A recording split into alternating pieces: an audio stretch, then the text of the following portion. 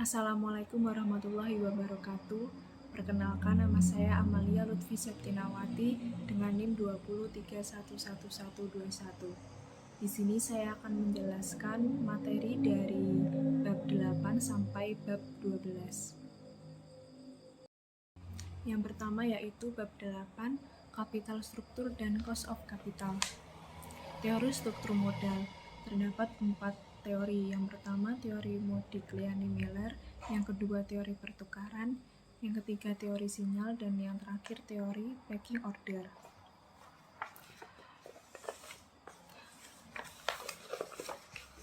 Teori pertukaran. Teori MM mengabaikan biaya kebangkrutan yang meningkat karena semakin banyak leverage yang digunakan. Pada tingkat leverage yang rendah, manfaat pajak lebih besar daripada biaya kebangkrutan. Pada tingkat leverage yang tinggi, biaya kebangkrutan lebih besar daripada manfaat pajak. Ada struktur modal optimal yang seimbang biaya dan manfaat ini.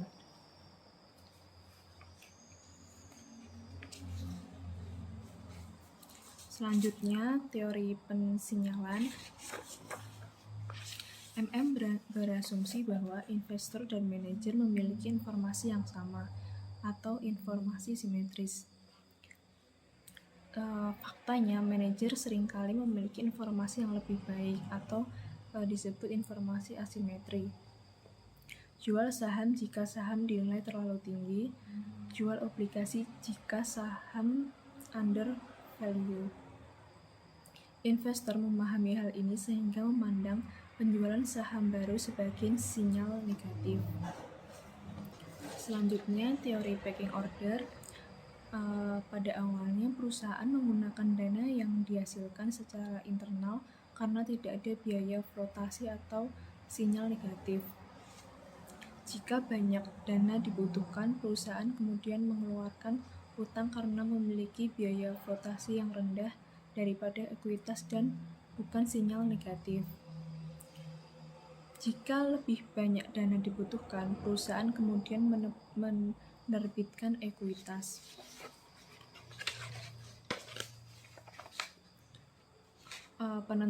Penentu struktur modal.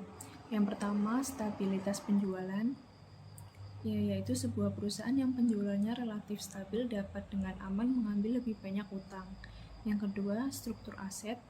Sebuah perusahaan yang asetnya cocok sebagai jaminan cenderung menggunakan utang agak berat. Yang ketiga, leverage operasi. Perusahaan dengan leverage operasi yang lebih kecil lebih mampu menggunakan leverage keuangan. Yang keempat, tingkat pertumbuhan. Perusahaan yang tumbuh lebih cepat lebih mengandalkan modal internal.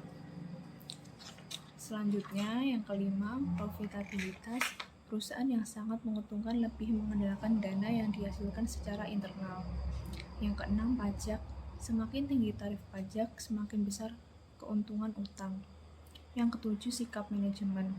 Manajer yang lebih konservatif menggunakan lebih sedikit hutang daripada rata-rata perusahaan. Dan yang kedelapan, kondisi pasar. Kondisi di pasar saham dan obligasi memiliki pengaruh penting pada struktur modal perusahaan yang optimal.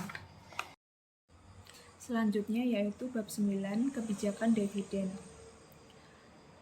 Kebijakan dividen yaitu tingkat distribusi uang tunai kepada pemegang saham. Laba ditahan versus dividen, dividen tunai versus pembelian kembali saham atau bentuk distribusi. Apakah investor memilih pembayaran tinggi atau rendah? Itu dijelaskan oleh 4 teori. Yang pertama, teori dividen tidak relevan. Yang kedua, teori burung di tangan.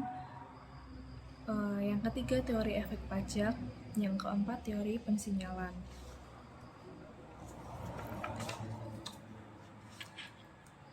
Teori ketidakrelevanan dividen. Investor acuh tak acuh antara dividen dan keuntungan modal yang dihasilkan retensi. Menyiratkan kebijakan pembayaran tidak berpengaruh pada nilai saham. Jika mereka menginginkan uang tunai, mereka dapat menjual saham. Jika mereka tidak menginginkan uang tunai, mereka dapat menggunakan dividen untuk membeli saham. Teori didasarkan pada asumsi yang tidak realistis, tidak ada pajak atau biaya broker. Selanjutnya, teori burung di tangan. Investor mungkin berpikir dividen kurang beresiko daripada potensi keuntungan modal di masa depan. Pembayaran yang tinggi mengurangi biaya agensi dengan membuat manajer tidak melakukan pemborosan. Karena itu, investor akan menilai perusahaan dengan pembayaran tinggi lebih tinggi dan akan membutuhkan pengembalian yang lebih rendah untuk mendorong mereka membeli sahamnya.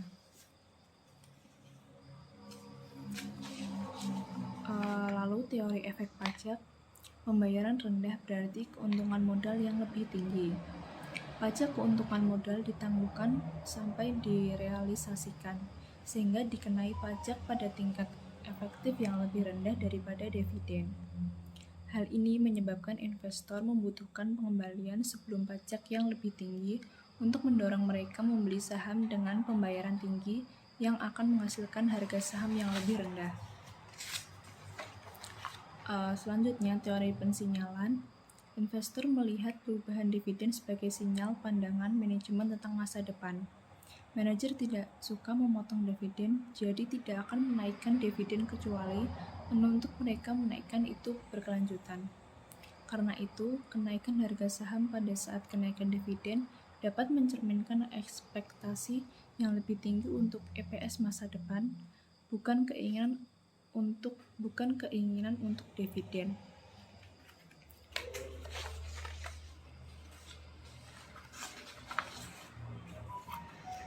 Teori mana yang paling benar?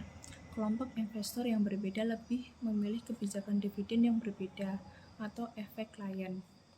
Beberapa penelitian menunjukkan bahwa perusahaan dengan pembayaran tinggi memiliki pengembalian saham yang diminta lebih tinggi. Tetapi penelitian lain yang menggunakan sampel internasional menunjukkan bahwa di negara-negara dengan perlindungan investor yang buruk, di mana biaya agensi paling parah, perusahaan dengan pembayaran tinggi dinilai lebih tinggi daripada perusahaan dengan pembayaran rendah. Pengujian empiris telah menghasilkan hasil yang beragam.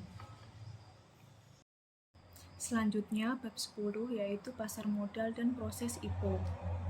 Bagaimana perusahaan pemula biasanya dibiayai?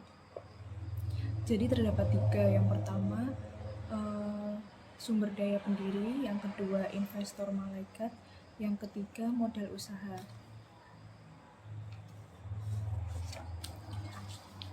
Apa itu penawaran umum perdana atau IPO? Atau menjadi publik? Penjualan beberapa dari saham perusahaan kepada investor luar di pasar perdana dan kemudian membiarkan perdagangan saham masuk pasar sekunder. Apa perbedaan di antara penempatan pribadi dan IPO?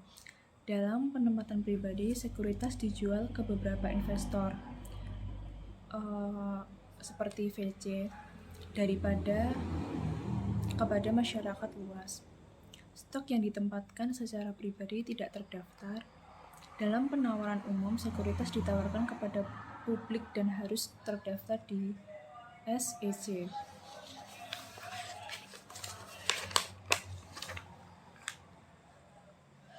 Mengapa perusahaan mempertimbangkan untuk go publik? Yang pertama, likuiditas meningkat. Yang kedua, pemegang saham saat ini dapat melakukan diversifikasi. Yang ketiga, lebih mudah untuk meningkatkan modal di masa depan. Yang keempat, menjadi publik menetapkan nilai perusahaan. Yang kelima, membuatnya lebih layak untuk menggunakan stok sebagai karyawan insentif. Dan yang terakhir, meningkatkan pengenalan pelanggan dan reputasi perusahaan diterjemahkan menjadi penjualan yang lebih tinggi. Lalu bagaimana harga IPO? Karena perusahaan go publik, tidak ada harga yang ditetapkan. Bankir dan perusahaan memproyeksikan masa depan perusahaan laba dan arus kas bebas. Bankir akan memeriksa data pasar pada perusahaan, data pasar serupa pada perusahaan. Biaya IPO terdapat dua, yaitu biaya langsung dan biaya tidak langsung. Biaya langsung itu biaya listing, penjamin emisi, biaya pengacara, dan akuntan. Biaya tidak langsung yaitu uang tersisa di meja. Selanjutnya yaitu bab 11, perilaku investor dalam pengambilan keputusan. Yang pertama, konsep keuangan tradisional. Yang kedua, konsep keuangan perilaku. Yang ketiga, rasional keuangan perilaku. Yang keempat, teori keuangan perilaku. Yang kelima, bias keuangan perilaku. Apa itu keuangan perilaku? Studi tentang pengaruh psikologis pada pengambilan keputusan keuangan. Behaviorisme berpendapat bahwa emosi dan sentimen memainkan peran penting dalam menentukan perilaku investor di pasar. Ini memberikan kerangka kerja untuk memahami perilaku investor di pasar rasional yang merupakan alternatif dari teori keuangan standar dan memecahkan teka-teki empirisnya. Pilar utama di manajemen investasi tradisional.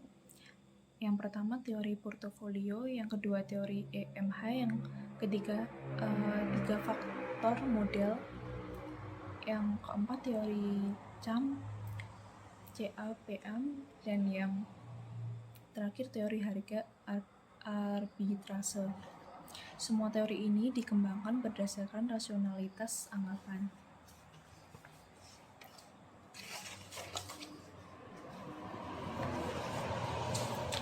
Selanjutnya, keuangan tradisional. Teori utilitas yang diharapkan adalah dasar dari keuangan tradisional. Ini memberikan asumsi bahwa yang pertama, orang memiliki informasi lengkap tentang kemungkinan hasil dan kemungkinannya. Yang kedua, mereka dapat mengevaluasi preferensi mereka di berbagai opsi yang diharapkan untuk memastikan utilitas yang diharapkan. Yang ketiga, mereka berperilaku rasional dan pasar efisien.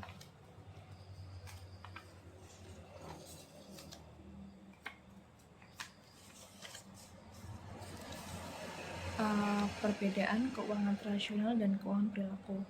Keuangan tradisional asumsikan bahwa orang investor itu rasional, pasar efisien, pengambilan yang diharapkan adalah hanya fungsi resiko, dirancang untuk memahami keputusan apa yang harus diambil investor secara normatif.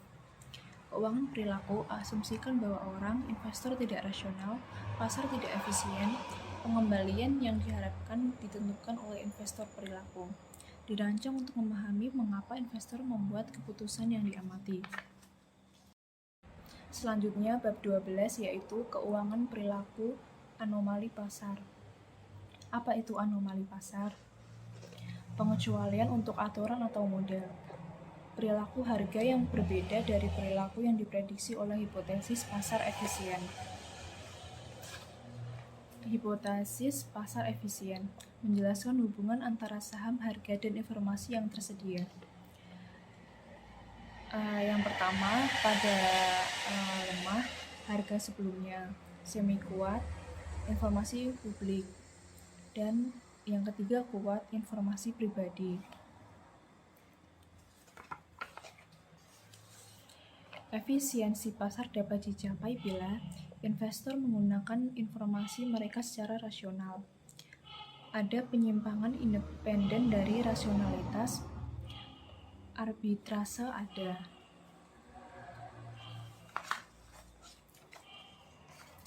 Implikasi efisiensi pasar, jalan acak. Sangat sulit untuk memprediksi harga pasar saham. Faktanya, banyak penelitian telah membuktikan bahwa harga saham berubah sepanjang waktu seolah-olah acak. Kenaikan harga saham hampir sama dengan penurunan harga saham. Ketika tidak ada pola pada jalur yang diikuti oleh harga saham, maka perilaku harga saham sebagian besar konsisten dengan gagasan berjalan acak.